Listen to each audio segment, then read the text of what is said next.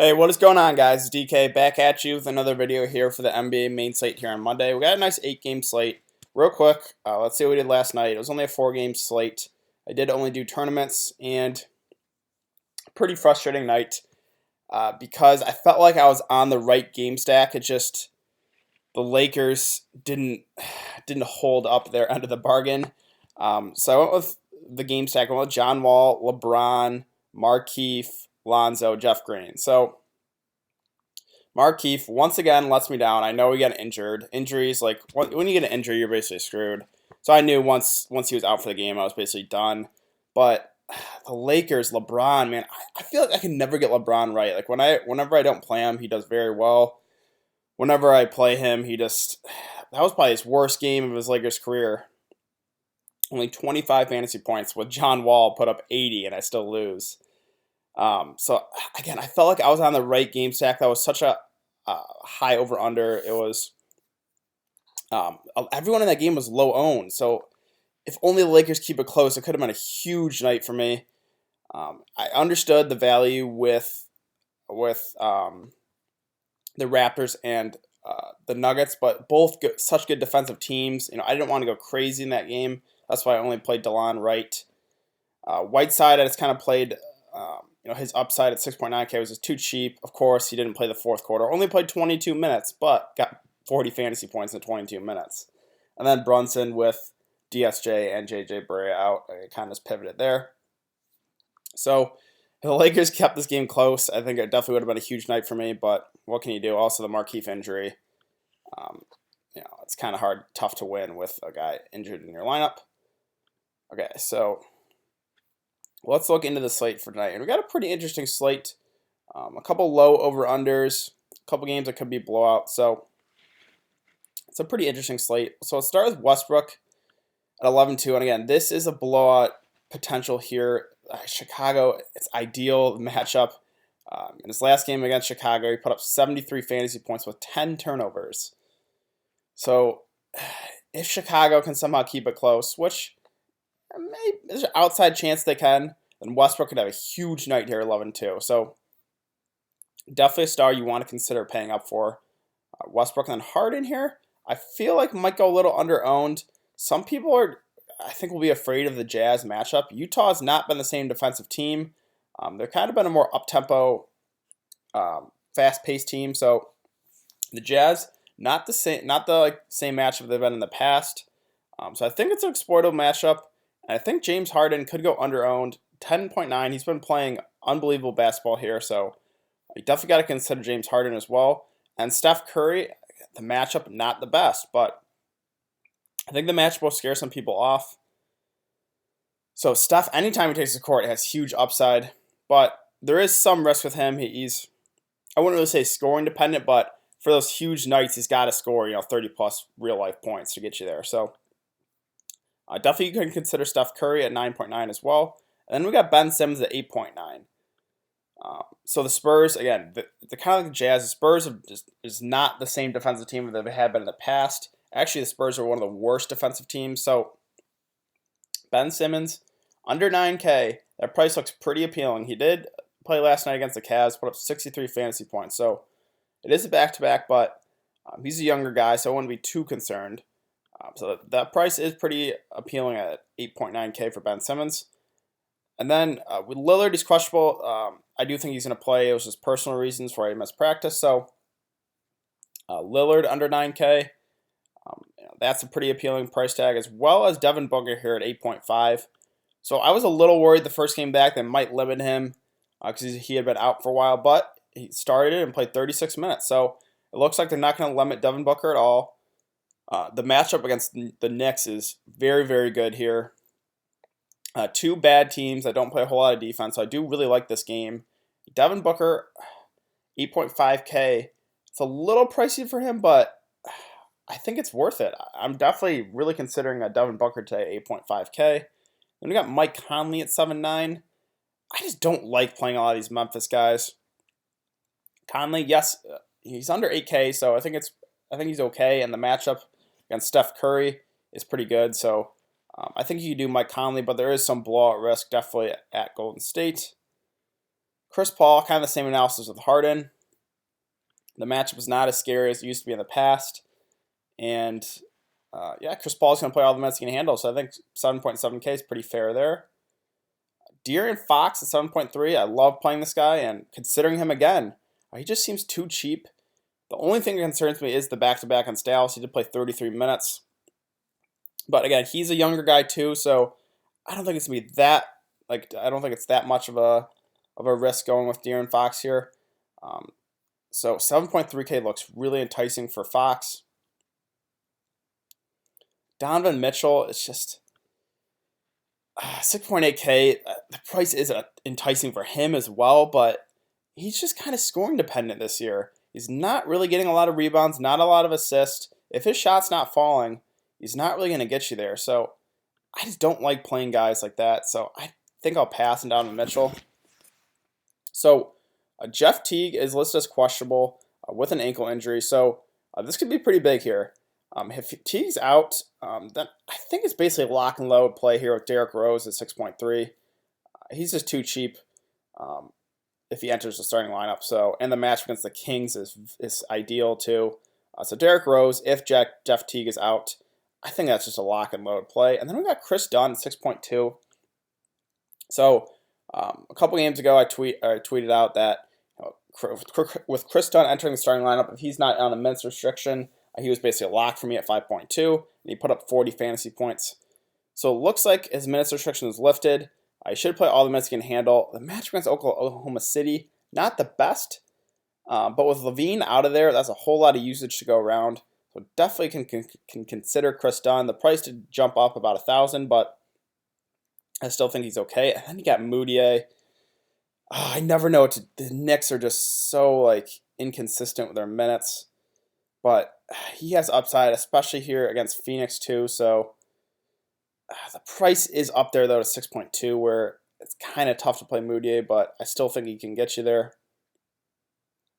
Let's see, Rubio. I think he's okay. This doesn't really. I like playing Rubio when Donovan Mitchell's out. With Donovan Mitchell in, he doesn't have a whole lot of upside. I think Rubio's okay for the cash games. Melton, I can't really do it with Booker back. Let's see. And the Spurs guards, I'm definitely not taking a shot at one of them. As far as the really cheap guys, maybe Jamal Crawford, 22, 27, 26 minutes, but he's kind of scoring dependent. Not really a scoring dependent stat line here, though, with 4.7 assists, 3 rebounds. But usually Jamal Crawford is a pretty scoring dependent guy, so I think he's okay. So we got Alonzo Trier is questionable. So if he ends up being back, then I would definitely get off Moutier. We got Trey Burke already back, and he played a few minutes. So the more I think about it, the more kind of a little concerned with Moutier's minutes. And then Arcidiacono, last guy I'll talk about. I don't know if we want to go crazy and chase this 39-minute, 32 fantasy point game. He has one of these games every once in a while. I know Levine's out of there, so he should play, again, a lot of minutes. A little undecided, I guess, what I'm going to do with Ryan Arcidiacono. He's just so boom or bust, it seems like. So a little torn on what to do with him at 4.2. Okay, let's move on to shooting guard. DeRozan, so he's been involved in a lot of blowouts, and then the Chicago game just kind of had an off game. So the price has dropped all the way to 8.1. I'm not a huge fan of DeRozan. I don't really like playing this guy too often, but Philadelphia, definitely a team you want to target, actually, for fantasy players. So DeRozan, 8.1. That price looks pretty enticing. And then you got Jimmy Butler. Again, just the price looks pretty cheap here at 7.4. Did only play 25 minutes against Cleveland. It was partly because it was a blowout. So I think he's a pretty decent play here at 7.4. Let's see. So Hield and Bogdanovich both played some pretty big minutes here. Bogdanovich 37 and Hield played 39. Yeah, 39, I believe, with Iman Shumpert out. So if Iman Shumpert's out again, definitely can give a look to both of these guys. The only concern is they played so many minutes and it's the back-to-back, but both those guys are pretty young as well, so I don't think it'll matter too much. Let's see. Reggie Jackson, just never feel comfortable playing that guy. Eric Gordon, but just too scoring dependent. Only put up, wow, 6 fantasy points last game against Memphis. I don't think I can do that. Let's see. As far as these really cheap guys, not a whole lot to like. Okay, let's move on to small forward. So Giannis at 11-3. He had that big game with Brogdon and with Middleton out of there, but both those guys should be back today. So I think Giannis could go a little under-owned again, but I don't know. I'm kind of, right now, my lineup construction, I'm kind of leaning towards the mid-tier guy. So I don't know if I'm going to play Giannis, but anytime he touches the floor, he has a huge upside. So I think he's definitely in play as a star you would want to consider paying up for. And you got Durant. So with Draymond back, just kind of limits Durant a little bit, and with Steph Curry back. The match against Memphis, not the best. So I don't think I can do KD today. Paul George continues to play out of his mind. Continues to go low owned too. Fox continue to go to Russell Westbrook. So Paul George, if the game stays close, could have a huge game here at 9.5. Okay, so Tobias Harris, this price looks pretty good here at 7.2. So he was involved in a couple blowouts, but then close game, he's going to play all the minutes he can handle in a close game. So that's the thing I really do like about Tobias Harris. This game should stay close. So 7.2K just seems a little cheap for Tobias. Gallinari, he seems to be playing all the minutes he can handle as well, but I think I would just prefer Tobias. But Gallinari, just probably a similar play to Tobias Harris. So if you prefer Gallinari, I don't mind that either. So Rudy Gay, again, he was involved in a couple blowouts, but then in a close game against Chicago, only played 26 minutes. So the minutes are kind of just up and down with Rudy Gay. But I think this would be a game that he plays more minutes to guard Ben Simmons or Jimmy Butler. So I think Rudy Gay, not a guy I like playing a lot, but 6.1K, I'm definitely considering him today. So Kevin Knox, I've been on him the last few games here. He did get the price bump finally up to 5.7. I still think it's doable. The matchup against Phoenix, you can't get that. You can't get much better matchup than that, and he's going to play all the minutes he can handle. So Kevin Knox, I still think it's doable at 5.7. Let's see. So Bielitsa, I think this guy's going to be the ultimate chalk. In his last game against Minnesota, it was a revenge game. He put up 41 fantasy points. The game yesterday put up 40 fantasy points.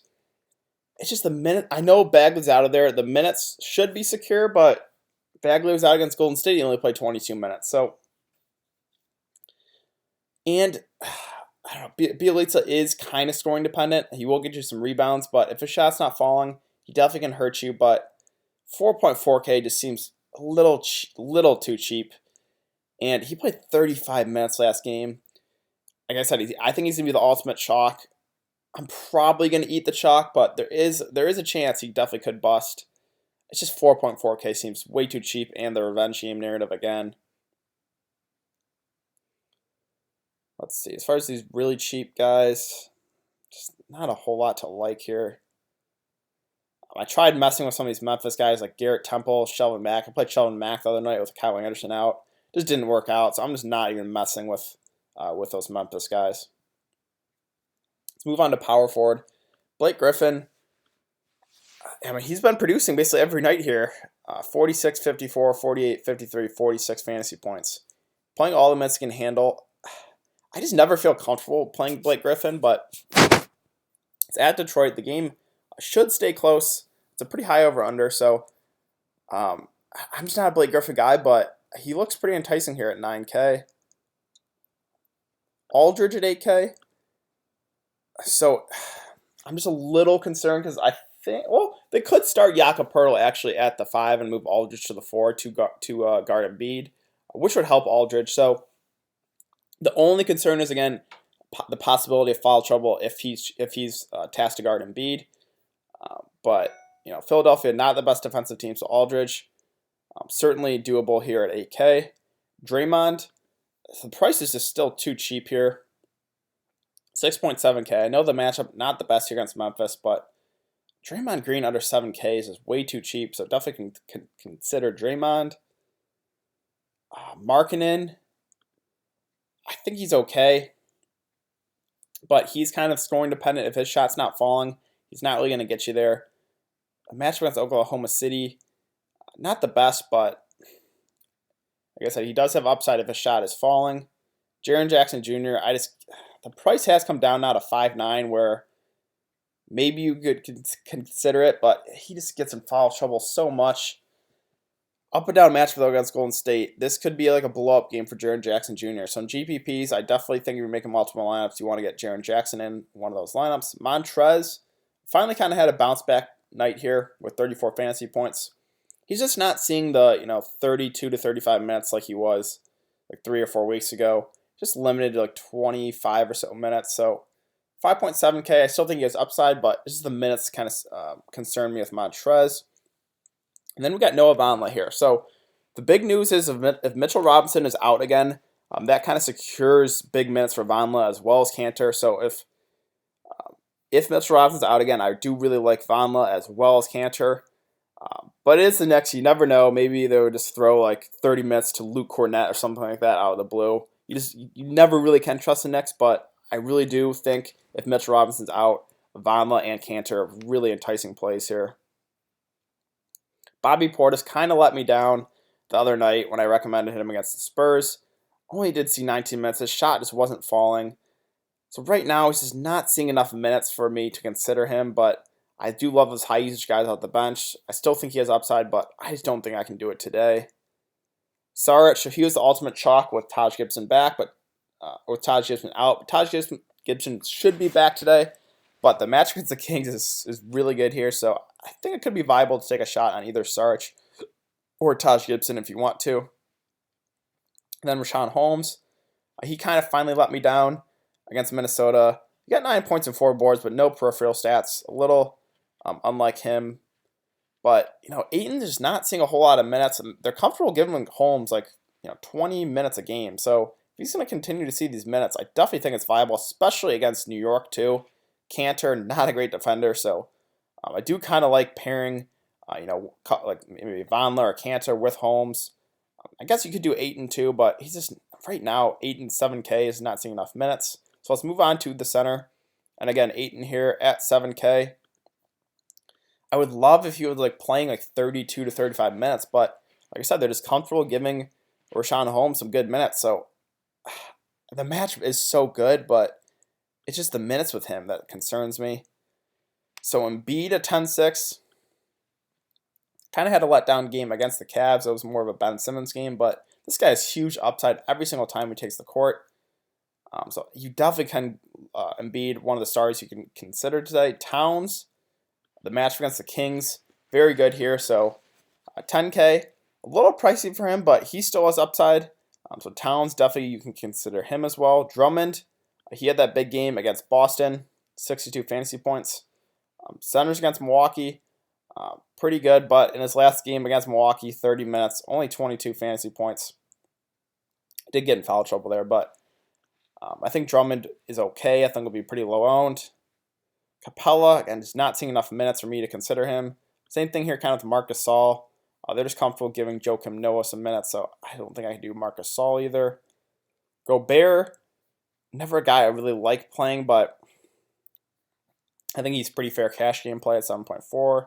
Steven Adams, I do love targeting bigs against Chicago. So I definitely think Steven Adams is doable. 6.9K. Price is starting to creep up a little bit, but I definitely think he is still okay. And then we got, Enes Kanter. So if Mitchell Robinson's out, I think I would be locking in Enes Kanter today. Against Indiana, he played 36 minutes, got 38 fantasy points. So if Mitchell Robinson's out, I just love Enes Kanter today. DeAndre Ayton, pretty good offensively, but not a good defender. So I do really like Kanter if Mitchell Robinson is out. Willie Cauley-Stein, with Bagley out of there, is locked into some pretty good minutes if he can stay out of foul trouble. The only concern is, again, he's going against Karl-Anthony Towns, who's a pretty aggressive center, so there's definitely a shot that Willie Cauley-Stein could get into some foul trouble, but if he stays out of foul trouble, I think Willie Cauley-Stein's a pretty good player at 6.4. Noah Vonleh, again, it's the same thing with Kanter. If Mitchell Robinson's out, he's going to be locked into some good minutes. So Vonleh, Kanter, definitely I do really like if Mitchell Robinson is out. Let's see. And then I guess Jakob Poeltl here. If he gets inserted in the starting lineup, you could consider him. I do think he'll still see some more minutes just to guard Embiid. So Poeltl, 3.8K, I definitely think is doable. And then, yeah, I think that's it. Okay, so let me get into. Oh, I forgot to talk about Nurkic here actually.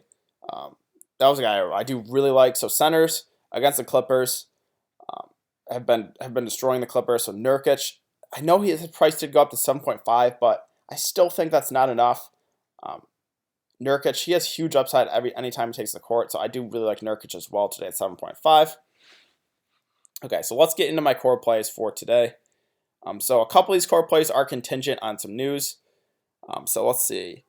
I'm going to start with Enes Kanter today at 6.7. This is contingent on if Mitchell Robinson's out. If Mitchell Robinson's in, I still think Kanter is pretty good play, but the minutes would just be, he could get limited to like 25 minutes. So only, a core play of mine if Mitchell Robinson's out. And then I do really like the two center approach and Nurkic at 7.5K. I know the price is up there a little bit, but this guy has huge upside anytime he takes the court. So Nurkic, I do really like him at 7.5. Okay, let's move on to small forward position. Again, he's going to be the ultimate chalk today. Bielitsa here at 4.4. I do think there is like an outside shot. He does bust, but I think I'm going to be eating the chalk with Bielitsa. And then we got, I'm kind of liking the mid-range today. So Devin Booker, I know the price is up there a little bit, but they seem to be comfortable giving him no minutes limit. So, and the matchup against New York is very good. So Devin Booker, I do really like him today. And then lastly, I'm going to go with D Rose. This is contingent on if Jeff Teague is out. If Jeff Teague's in, I think D Rose is still okay. The matchup against the Kings is good. But I think I would look elsewhere if Jeff Teague is out. So again, this play kind of contingent on if Jeff Teague is ruled out. So that's kind of my core plays. Again, I'm liking the mid-range as of right now, but there is, it's early in the day. There could be some late breaking news. So yeah, I think that's going to do it for today's video, guys. If you have been enjoying the content, please like this video, subscribe. It really helps me out. If you have any questions, you can leave it in the comment section down below. It's also important to follow me on Twitter. Again, it's early in the day, so there could be some late breaking news that could change the entire slate. So it's really important to follow me on Twitter. I will give my thoughts as more news comes out. And I will be back Tuesday for a nice slate tomorrow. So yeah, I will see you guys then.